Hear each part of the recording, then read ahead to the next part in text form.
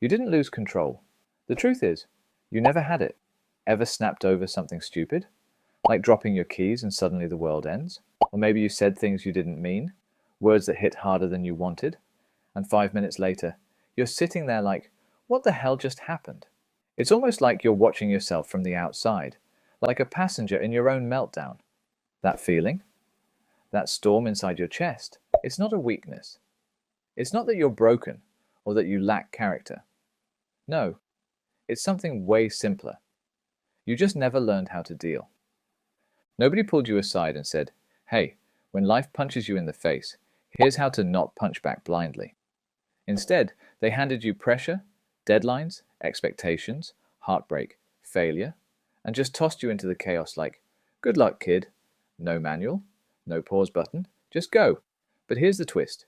You can learn the moves, you can get the manual, and rewrite it. This isn't about bottling things up until you explode. It's not about pretending to be calm while you're internally screaming. It's about technique. It's about learning to hold your ground when the wave hits. It's about understanding your mind the same way a samurai understands his sword. Not as something to suppress, but something to master. And yeah, it takes work, but so does losing your mind daily. So pick your fight and fight right. We grew up thinking self-control is about willpower. Just hold it in. Nah, if that worked, you wouldn't have yelled at someone you love, or pushed off that project, or regretted those impulsive choices. The real issue? People confuse control with suppression. You're not supposed to cage the beast. You're supposed to walk alongside it. Nietzsche said, "He who fights with monsters must take care not to become one." And when you bury your emotions, that's exactly what happens. You become a ticking time bomb. But that's not the move. The move is awareness, not avoidance. Principle 1. Emotional distance. Imagine you could pause time between the trigger and your reaction, like slow-mo in the Matrix. Someone presses your buttons, and instead of snapping, you just notice. I'm angry turns into, I notice that I'm angry. Sounds small? It's everything. That tiny pause is called cognitive distancing. The Stoics had a word for it, ataraxia, calm in the middle of chaos. Epictetus said, it's not events that upset us, but our judgment about them.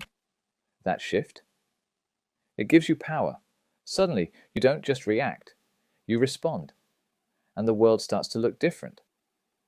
Principle 2, conscious anticipation. You go into arguments like, it's a soccer match, but you don't even know where the goal is.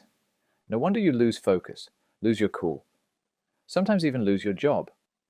Anticipation means spotting patterns before they blow up.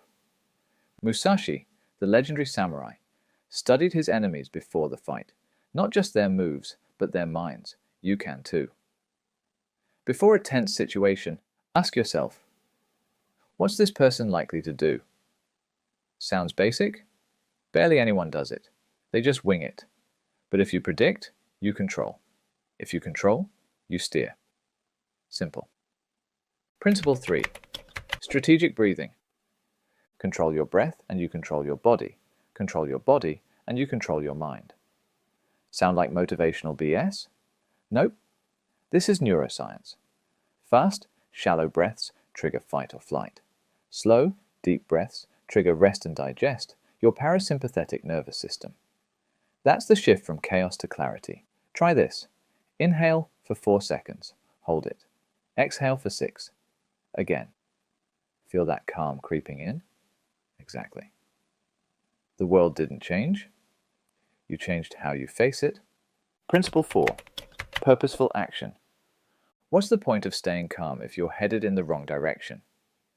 Purposeful action means knowing why you do what you do. It's the opposite of just reacting. Viktor Frankl said, between stimulus and response, there is a space. In that space is our power to choose our response. And in that choice is your freedom. Don't react to win an argument. Act to build something. Every decision should answer one question. Does this bring me closer or further from what truly matters? That's your compass. Everything else? Just noise. Before I give you what's actually going to change your life, do this. Subscribe to the channel right now. Because if this video is already hitting you, just imagine what's coming next. And this isn't some algorithm talk, it's a commitment. I want to give you tools that will flip your mind upside down, but with method, with structure. And it starts now. Because there's no point in understanding one principle and walking around thinking you've turned into a Shaolin monk. You need to unify all four. On their own, they work, kind of, but together, they become armor, no exaggeration. It's like unlocking 4 pieces of an ancient code that, once aligned, reveal the true power of self-control. Lao Tzu said, "He who conquers others is strong. He who conquers himself is mighty." And that's the real battle. Beating someone in a debate? Cool. Beating your own rage, anxiety, impulses, ego? That's legacy. This isn't about living in a Zen bubble. It's about not being a slave to your own chaos. It's about showing up to a confrontation and not losing you. It's about staying grounded while the world spins. That's real power. Silent, but unshakable. You train legs, chest, arms.